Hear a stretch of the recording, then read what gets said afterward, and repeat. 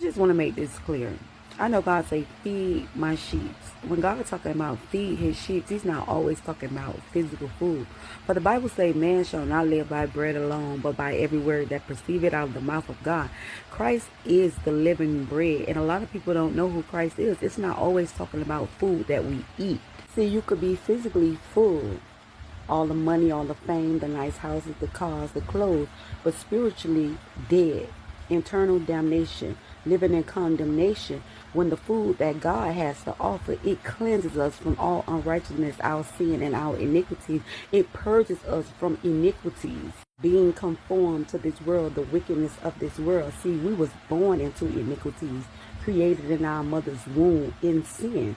And God came to give us life, life more abundantly, of hope and a future. We walking in grace, but we taking God's grace for granted. It's not always the food that we eat. Our soul needs to be fed, and it is the word of God that changes us. This world is not our home. We're only passing through, and we must learn to stir up our treasures in heaven. We need to focus on the internal things, everlasting life, because the Bible says, what's a man that gain the world but loses his soul? You could have everything of this world. You could be full on swole, but if your soul ain't right with Jesus, we're going to hell. And we know that it is a time and a season for everything under the heaven. We got to get our life, our soul, our relationship right with God. We have to be anchored in his word.